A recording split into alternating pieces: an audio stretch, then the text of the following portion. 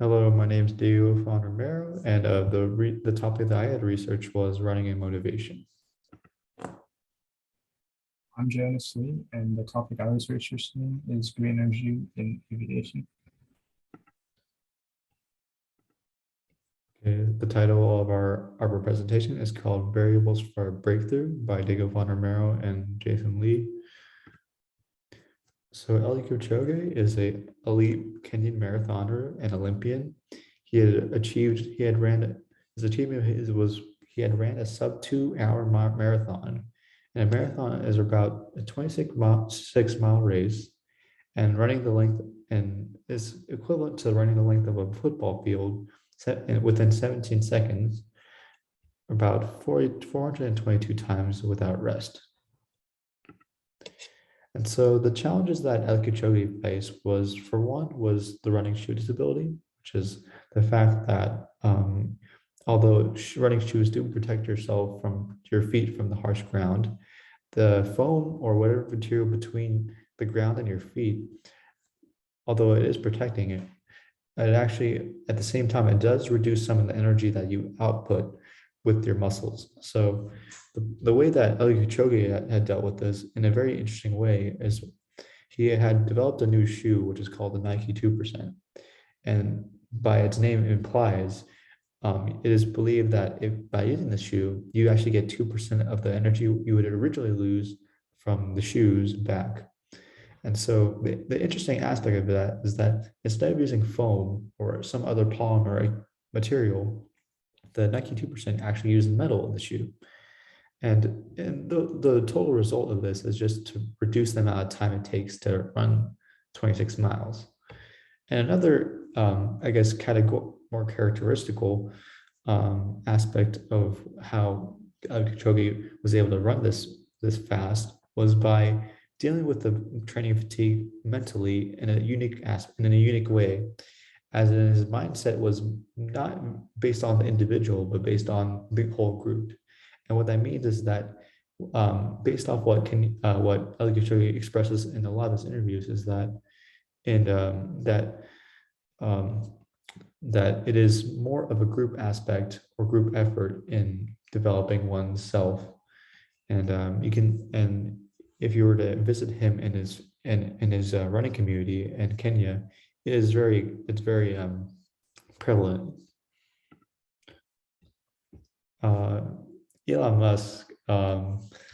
So the challenges that he had to deal with was that um, was that there were the the cost for ion batteries at the time before his great rise in his company of Tesla was that these batteries are very expensive. And the way he had dealt with that was by building many what he calls gigafactories in different parts of the world that essentially brought down the cost for ion batteries. And another one was that he was able to establish many charging stations, thus making the fact that batteries, although batteries can store a lot of energy, cannot store as much as gas can. As gas, there are many gas stations. Elon Musk was able to establish many charging stations. And the last one is that what was very unique or very difficult for Elon was that the engine that was used, not more of the engine, but more of the system that was used to to run electric cars. It was before his rise. They were very defective in the sense that they weren't able to produce as much speed or as much speed as a normal car is expected to.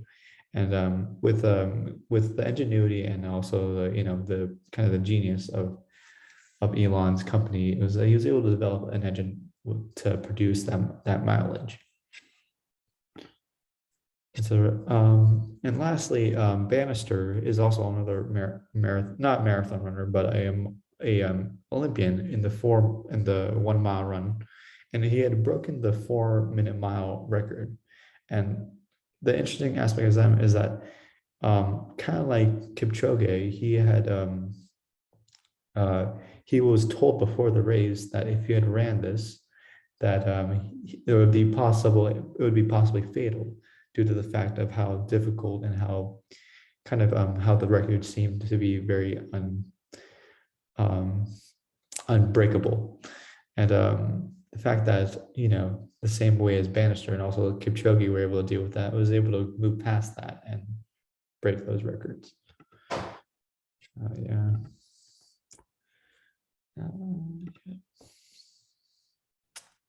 I think this is you. Some challenges that were faced were that in flying, at least on this side, is that energy density of batteries are not good enough and they're too small, which means that we can't fly very far using them. And developing these batteries also costs a lot of money. Like I mentioned above in Tesla, it's the same kind of deal. Research for new products always takes a lot of money, and funding is kind of hard to come by. Which is why they're also considering using hybrid planes as well. And engineering for a plane is pretty different from engineering a car, especially when using renewable energies. The packaging of everything, like the systems, the motors, everything together is also vastly different.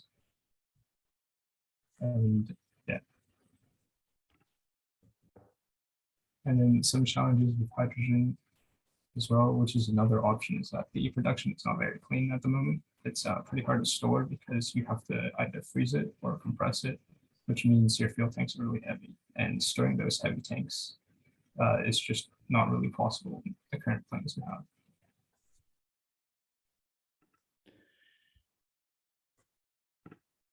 Okay, that'll be it for our presentation, and thank you.